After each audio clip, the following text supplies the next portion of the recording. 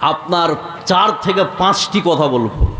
এখানে যতগুলো লোক আমরা বসে আছি, এই 5টি কথা যে আমি উপস্থাপনায় বলবো, এই 5টি কথা যদি বুঝতে পারেন, বাকি বিষয়টা বোঝা সহজ করে দিবে কে?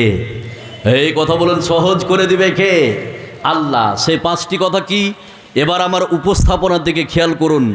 বক্তব্যর বিষয় হচ্ছে শিক্ষার গুরুত্ব, আপনি শুনলে অবাক হবেন। আগামী 5টি আমি কিছু কথা বলবো এই শিক্ষার ব্যাপারে। আগে 5টি কথা ভালো করে শুনুন। নাম্বার 1, খুব এদিকে খেয়াল করুন। নাম্বার 1, এই শিক্ষার জন্য বিশ্বে সবাই ডাকছে। প্রাইমারি স্কুল বলছে আয়, হাই স্কুল বলছে আয়, হাই মাদ্রাসা বলছে আয়, কলেজ বলছে আয়, মাদ্রাসা বলছে আয়, নার্সারি বলছে আয়, কেজি স্কুল বলছে আয়। ডাকছে না, ডাকে না? এই কথা বলুন। আর প্রত্যেকটা মানুষের একটা দাবি যে আমার প্রতিষ্ঠানে তোমার ছেলেকে ভর্তি করো, তোমার ছেলে হবে বিশ্বের প্রকৃত সন্তান। এই কথা বলুন, আছে না নাই? সবাই ডাকছে, খুব খেয়াল করুন। এটা 1 নম্বর কথা। নাম্বার 2, শিক্ষার ব্যাপারে মানুষ যত উঠে পড়ে লেগেছে, বিশ্বে পৃথিবীতে অন্য কোনো বিষয়ে মানুষ এতটা উঠে পড়ে লাগেনি। কথা বুঝলেন না? সেটা কীরকম একটু খেয়াল করলে বুঝতে পারবেন। আপনি যদি আজকে এখান থেকে পূর্ণিয়া যান সকালবেলায়, তো যতগুলো আপনি গাছ দেখতে পারবেন, পোল দেখতে পাবেন, দেওয়াল দেখতে পাবেন, খাম্বা দেখতে পাবেন, প্রত্যেকটা খাম্বায়, প্রত্যেকটা পিলারে শুধু শিক্ষার পোস্টার লাগানো আছে। ডাক্তারি পোস্টার আর শিক্ষার পোস্টার, আছে না নাই? আছে। কেউ বলছে এখানে 1 থেকে 5 পর্যন্ত, কেউ বলছে 5 থেকে 10, কেউটা ও মনসেব একটু ওদিকে কথা বলেন। তো কেউ বলছে 1 থেকে 5, কেউ বলছে 5 থেকে 10, কেউ বলছে দ্বাদশ শ্রেণী, 9, 10, 11, 12 ইত্যাদি ইত্যাদি, শুধু পোস্টার লাগানো আছে। আছে না নাই? আছে। এদের পোস্টার দেখে একজন কাঠমিস্ত্রি চায়ের দোকানে গল্প করছে যে আমারও কাছে শিক্ষা আছে। তো একজন মাস্টার বলছে, এই তোর কাছে আবার ফের কি শিক্ষা আছে? জীবনে তুই স্কুলের মুখ দেখিসনি। কাঠমিস্ত্রি বলছে, আমার কাছে শিক্ষা আছে, আপনি জানেন না? বলে না। বলে আমি যদি আপনার খাটটাকে বানিয়ে না দিতাম, আপনার চকিটাকে যদি বানিয়ে না দিতাম, তাহলে মেঝেতে ঘুমাতে হতো, মাস্টারই ছুটি যেত। আছে না নাই? এই কাঠমিস্ত্রির কথা কোরআনে বলে দিয়েছে কে? আল্লাহ। ওয়াসনাইল ফুলকা বিআইউনিনা। এই বিশ্বে পৃথিবীতে একজন নবী ছিলেন, তার নাম হচ্ছে নূহ আলাইহিস সালাম। নাম শুনেননি? এই নূহ আলাইহিস সালাম কাঠমিস্ত্রি ছিল। তো এই বিশ্বে পৃথিবীতে প্রত্যেকটা মানুষের কাছে কিছু না কিছু শিক্ষা আছে। আছে না? এবার এখানে যতগুলো লোক বসে আছেন, আল্লাহ বলছেন বিশ্বে যারা তোদেরকে শিক্ষিত করার জন্য ডাকছে, তাদের কাছে প্রকৃত শিক্ষা নাই। প্রকৃত শিক্ষা শুধুমাত্র কেবলমাত্র একজনের কাছে আছে, তার নাম, এই কথা বলুন, তার নাম আল্লাহ। প্রকৃত শিক্ষা কোনটা? যে শিক্ষা দুনিয়াতে কাজে লাগবে এবং আখেরাতে কাজে লাগবে। যে শিক্ষা অর্জন করলে দুনিয়াতেও কাজে লাগে, আখেরাতেও কাজে লাগে, সেটা হচ্ছে কি? প্রকৃত শিক্ষা। এই শিক্ষা ছাড়া বিশ্বে যতগুলো শিক্ষা আছে, সেটা প্রকৃত শিক্ষা হতে পারে না। এর প্রমাণ এবার 3টে প্রমাণ আপনাকে আমি দিচ্ছি। এখানে যতগুলো লোক আছেন, তাহলে একটু খেয়াল করুন, একটু মনোযোগ দেন, তারপরে আমার উপস্থাপনা শেষ করব। এই বিশ্বে পৃথিবীতে কোরআন হাদিসের শিক্ষা ছাড়া বিশ্বে কোনো প্রকৃত এগুলো শিক্ষা নাই। এর প্রমাণ আপনাকে আমি বলে দিচ্ছি। নাম্বার 1, বিশ্বে পৃথিবীতে যে কোনো আপনি কাজ করেন, এর পিছনে একটা উদ্দেশ্য আছে। আছে না? এই কথা বলুন, উদ্দেশ্য আছে না নাই? এই পৃথিবীতে উদ্দেশ্যহীন কাজ করে কিছু মানুষ। তারা কারা? যারা বিশ্বের শিশু, বাচ্চা ছেলে, তাদের কোনো উদ্দেশ্য থাকে না। যারা পাগল, তাদের কোনো উদ্দেশ্য থাকে না। তো এখানে যতগুলো লোক আপনারা বসে আছেন, এই বিশ্বে পৃথিবীতে প্রত্যেকটা কাজের পিছনে কিছু না কিছু উদ্দেশ্য থাকে। এখন একটা ছেলে হাই স্কুলে পড়ছে, এই তুমি হাই স্কুলে পড়ছো কেন? না তো আমি মাস্টার হব। এই তুমি কলেজে পড়ছো কেন? না তো আমার বাপ ছিল MBBS, MD, FRCS, আমি MBBS হব। তুমি পড়ছো কেন? পুলিশ হব। তুমি BDO, তুমি আর্মি। এখানে কেউ বুকে হাত দিয়ে বলতে পারবে না যে আজকে আমি কলেজে পড়ছি কবর থেকে বাঁচার জন্য। বলতে পারবে? কথা বলুন। কেউ বুকে হাত দিয়ে বলতে পারবে না যে আজকে আমি বিশ্ববিদ্যালয়ে পড়ছি যাতে করে আমি জান্নাতে যেতে পারি। কেন পারবে না? কলেজে যতগুলো সিলেবাস আছে, কবর থেকে বাঁচার কোনো একটাও সিলেবাস নাই। এই আছে আছে, এই জন্য বলতে পারবে না যে কবর থেকে বাঁচার জন্য আজকে কলেজে পড়ছি। নাম্বার 2, এখানে যতগুলো লোক আপনারা বসে আছেন একটু খেয়াল করুন, তাহলে বুঝতে পারবেন। আমি ওই সব লোকদেরকে বলতে চাই যে ছেলেকে 5,000, 10,000, 20,000, 15,000 টাকা মাসে এমনি বাপ পড়ায় না। আপনি ভাবছেন যে কবর থেকে বাঁচার জন্য বাপ পড়াচ্ছে না, আপনি ভাবছেন যে জাহান্নাম থেকে বাঁচার জন্য ছেলেকে 20,000 টাকা মাসে তার পিছনে খরচ করছে না। কেন খরচ করছে? ওকে টাকাগুলো মেশিন তৈরি করছে, কল তৈরি করছে। না তো আপনি দেখবেন যেই ছেলেটা কলেজ শেষ করে বাড়ি আসবে, বাড়ি এসে যদি কোনো চাকরি না পায়, বাপ চায়ের দোকানে বলে বেড়াবে যে ছেলেটাকে এত টাকা খরচ করে পড়ালাম, চাকরি পেল না। এই বলে কি বলে না? কিন্তু কোনো গার্জেন আজ পর্যন্ত বলল না যে তার পিছনে 5 লাখ টাকা খরচ করেছি কিন্তু নামাজ পড়ে না। এই কথা বলেন, বলে বলে আজ পর্যন্ত কোনো গার্জেন বলল না যে তার পিছনে 20 লাখ টাকা খরচ করেছি কিন্তু টাকনুর উপরে প্যান্ট পড়ে না, দাড়ি ছাড়ে না। আছে না নাই? এগুলো বলে কি? বলে না। তাহলে তোমার বাপ তোমার পিছনে 20 লাখ টাকা খরচ করেছে, উদ্দেশ্য ছিল কি? তোমাকে টাকাগুলো মেশিন তৈরি করার জন্য। আছে না নাই? আছে। নাম্বার 3, এখানে যতগুলো লোক আপনারা বসে আছেন একটু খেয়াল করুন, সেটা কি? বিশ্বে পৃথিবীতে যতগুলো ডিগ্রি আছে, এই ডিগ্রির দাম দেহে যতক্ষণ শ্বাস আছে ততক্ষণ এই ডিগ্রির দাম আছে। যেই দিন আপনার জান খান বেরিয়ে যাবে, যেই দিন আপনার শ্বাস বেরিয়ে যাবে, এই মাস্টার ডিগ্রির 4 পয়সাও দাম নাই। আছে? এই কথা বলে না? আছে। এই বিশ্বে পৃথিবীতে যারা ডাক্তারি কোর্স করেছে, MBBS, MD, FRCS করেছে, দেহে যতক্ষণ দম আছে, শ্বাস আছে, ততক্ষণ এই ডিগ্রির দাম আছে। যেই দিন দেহে থেকে শ্বাস বেরিয়ে যাবে, এই ডিগ্রির 4 পয়সা দাম নাই। এই বিশ্বে পৃথিবীতে একটা ডিগ্রির দাম আছে, সেটা কি? যারা কোরআনের ডিগ্রি অর্জন করেছে। এই ডিগ্রি দুনিয়াতেও কাজে লাগবে, আখেরাতেও কাজে লাগবে। সুবহানাল্লাহ বলবেন না? এই জন্য এটা হচ্ছে প্রকৃত শিক্ষা। আর বিশ্বে যতগুলো শিক্ষা আছে এটা প্রকৃত শিক্ষা হতে পারে না। মরার পরে কোনো কাজে আপনার আসবে না। কিন্তু কোরআনের ডিগ্রি যারা অর্জন করেছে, এই ডিগ্রি দুনিয়াতেও কাজে লাগবে, আখেরাতেও কাজে লাগবে। 2টা বর্ণনা শোনাবো, তারপর আমার উপস্থাপনা শেষ করব। এবার 5টা 6টা গুরুত্ব বলবো শিক্ষার, শুনলে আপনি অবাক হয়ে যাবেন। এখানে যতগুলো লোক আছেন, এবার আপনাকে আমি বলি কোরআনের শিক্ষা দুনিয়াতেও কাজে লাগবে, আখেরাতেও কাজে লাগবে। আর প্রমাণ যার জন্য হাদিস একটা বলে দিচ্ছি। এখানে যতগুলো লোক আছেন একটু মনোযোগ দেন, একটু খেয়াল করুন। এই ভাই, এই সাইডে যাই মুড়ান, আপনি যান, এদিকে যান। এবার এখানে যতগুলো লোক আছেন খালি হাদিসটা শুনুন, শুনলে আপনি অবাক হয়ে যাবেন। যে জ্ঞান অর্জন করলে দুনিয়াতেও কাজে লাগবে, আখেরাতেও কাজে লাগবে। হযরত আব্দুল্লাহ ইবনে আমর রাদিয়াল্লাহু তাআলা আনহু তিনি যেন হাদিসটি বর্ণনা করেন, তিনি বলেন বিশ্বনবী বলেছেন এই পৃথিবীতে যারা কোরআনের জ্ঞান অর্জন করবে, বিশ্বনবী বললেন ইউকালু লিসাহিবিল কোরআন, বিশ্বনবী বললেন এই পৃথিবীতে যারা কোরআনের জ্ঞান অর্জন করবে, এই পৃথিবীতে যারা কোরআন মুখস্থ করবে, এই পৃথিবীতে যারা কোরআন মুখস্থ করেছে, কিয়ামতের ময়দানে আল্লাহ বলবেন ইকরা ওয়ারতাকি, আজকের জন্য তুমি কোরআন পড়ো আর জান্নাতের উপর দিকে উঠতে থাকো। যেখানে তোমার কোরআন পড়া শেষ হবে ওই জায়গাটা তোমার জন্য বরাদ্দ করা হলো। জোরে বলুন সুবহানাল্লাহ। পৃথিবীতে কোরআন ছাড়া বিশ্বে কোনো ধর্মগ্রন্থ নাই। এই পৃথিবীতে কেউ যদি রবি ঠাকুরের কবিতা মুখস্থ করে, এই পৃথিবীতে কেউ যদি উইলিয়াম শেক্সপিয়ারের কবিতা মুখস্থ করে, তাকে কি আল্লাহ বলবে আজকের জন্য তুমি উইলিয়াম শেক্সপিয়ারের কবিতা মুখস্থ করো আর জান্নাতের উপর দিকে উঠতে থাকো? তাদের জন্য এটা অপশন নাই। যারা পৃথিবীতে কোরআন মুখস্থ করেছে তাদেরকে আল্লাহ পাক এই অপশনটা দিয়ে দিবেন। ছোটো বলুন সুবহানাল্লাহ। তাহলে এই কোরআনের ডিগ্রি অর্জন করলে দুনিয়াতেও কাজে লাগবে, আখেরাতেও কাজে লাগবে। সুবহানাল্লাহ বলবেন না? আর একটা হাদিস শুনে আমার উপস্থাপনা শেষ করছি। এখানে যতগুলো লোক আছেন সেটা কি, তাহলে একটু খেয়াল করুন। এখানে যতগুলো লোক আছেন, আপনি কোরআন না শিখে মরিয়েন না।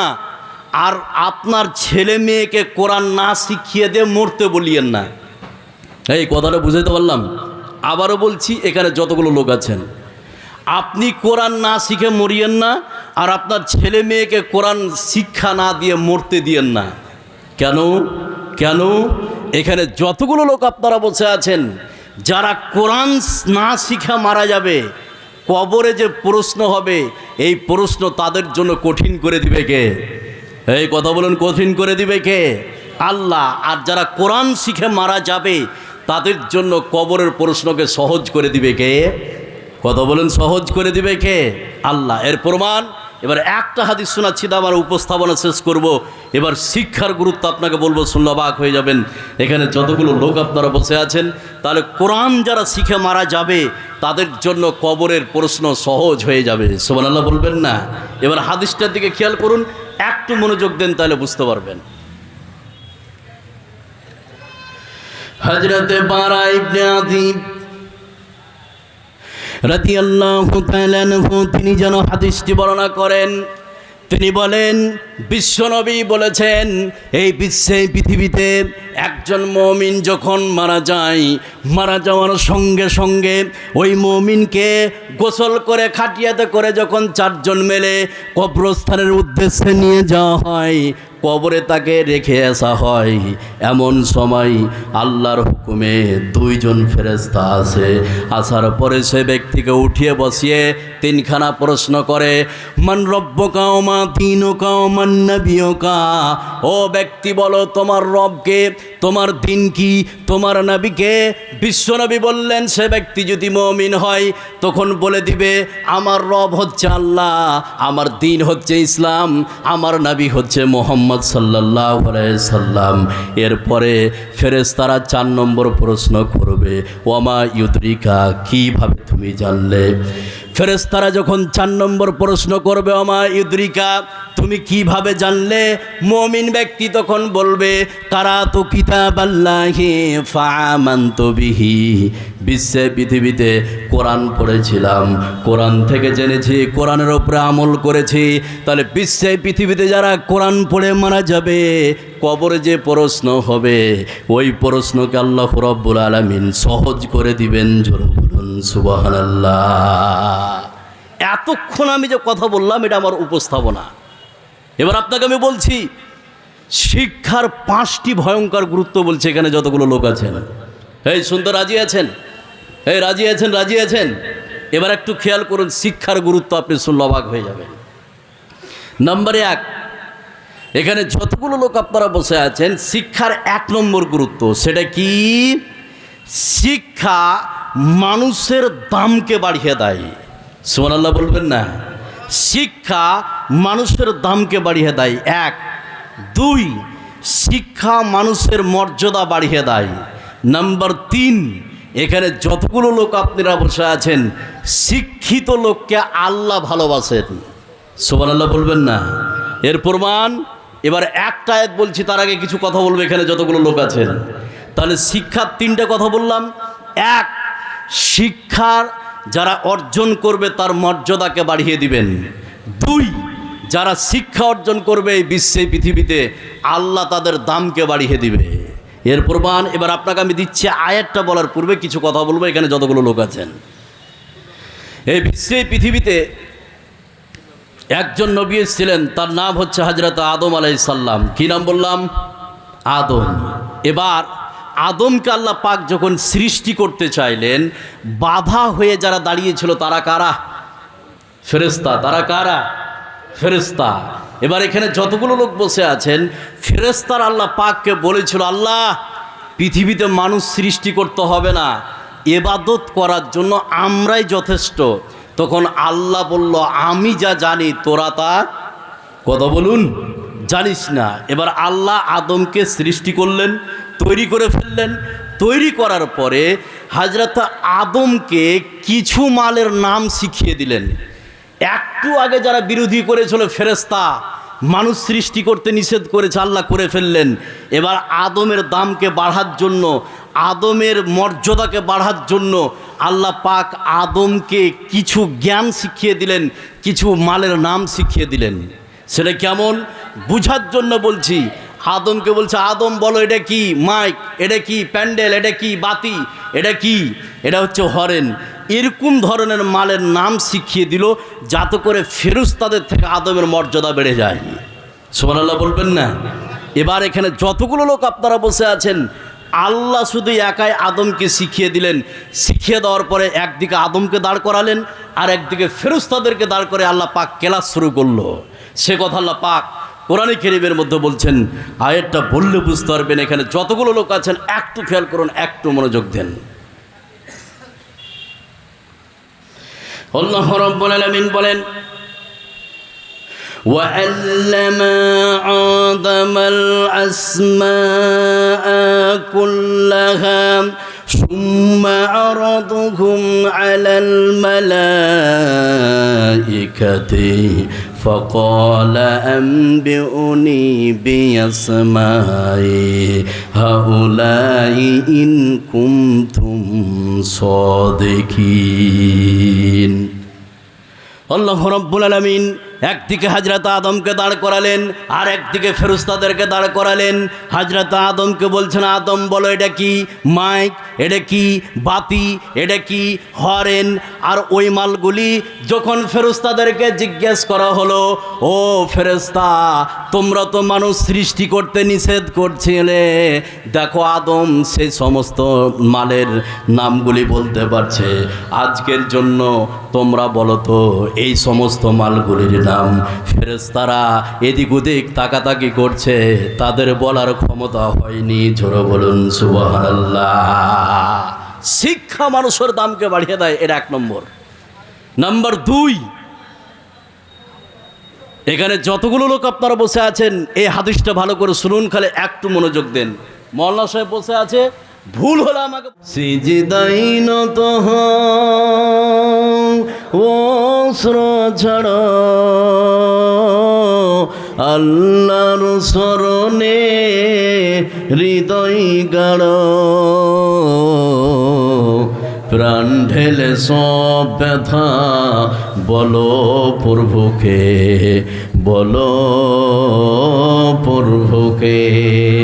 এ রাত কি কেটে যাবে ঘুমে অলসে, তুমি কি জানবে না তোমার নিজেকে প্রভুকে।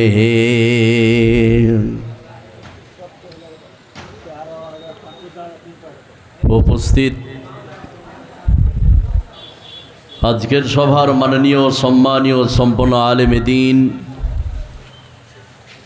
আজকের সভাপতি সাহেব, সামনের বসে থাকা ভাই ও আব্বাজানেরা, পর্দার আড়ালের মা ও বোনেরা, আমাদের আজকে প্রথম যেটি কাজ সেটি হচ্ছে মহান আল্লাহ পাকের প্রশংসা করা। প্রশংসার পূর্বে দুটি কথা বলবো আপনাদের উদ্দেশ্যে, তারপরেই সুন্দর করে আদবের সহিত মহান আল্লাহ পাকের প্রশংসার দিকে আমরা অগ্রসর হব। সে দুটি কথা কি? আপনারা যেভাবে বসে আছেন আমার কোনো ভাষা নাই, তবুও একটুখানি বলবো, যারা আমার বয়সে বড় আছেন তাদেরকে বাপ বলছি, বাপ। আমার সমবয়স্ক যারা আছেন তাদেরকে দাদা বলছি, আমার ছোট যারা আছেন তাদেরকে প্রিয় ভাই বলছি। সকলকে ঐক্যবদ্ধভাবে একচাটিয়ে আমি আহ্বান করব, এই কথা বলবো যে আপনারা যেই যেই স্থানে বসে আছেন, যেই যেই জায়গায় বসে আছেন, সেই জায়গা সেই স্থান পরিবর্তন চেঞ্জ করতে হবে। এটা আমার জোরালো আবেদন থাকবেন। যারা পিছনে বসে আছেন বাপ একটু উঠে সামন দিকে এগিয়ে আসুন। যারা বড় আছেন বাপ বলছি, বাপ একটু উঠুন। আর যারা আমার সমবয়স্ক আছেন দাদা বলছি, একটু উঠুন। আর যারা আমার ছোট আছেন প্রিয় ভাই বলছি, আপনার কানে যদি শব্দ যেয়ে থাকে আপনি কথাটাকে মূল্যায়ন করবেন, এটা আমি আশাবাদী। একটু সামন দিকে চেয়ারগুলো ফাঁকা আছে, এটা আমার দাবি যে আপনারা আসবেন। যারা পিছনে আছেন তাদেরকে বিশেষ করে বলছি, একটু উঠে সামন দিকে আসুন। মাশাআল্লাহ, আসেন। দিয়ে চেয়ারগুলো যেগুলো ফাঁকা আছে সেগুলো তো ঢুকে পড়ুন। নাম্বার দুই, পিছনে আপনারা একটু আস্তে কথা বললে খুবই ভালো হয় মনে হচ্ছে আমার। হ্যাঁ, আপনি একদম টোটালি আস্তে কথা বলবেন। বসুন। নাম্বার 2, মাইকম্যান ভাই এই হয়রানের সাউন্ড দেন, বক্সের সাউন্ড কমান। মাইকম্যান কে আপনি? হরেন, এই যে এইগুলো কি মাইক বলে না হরেন?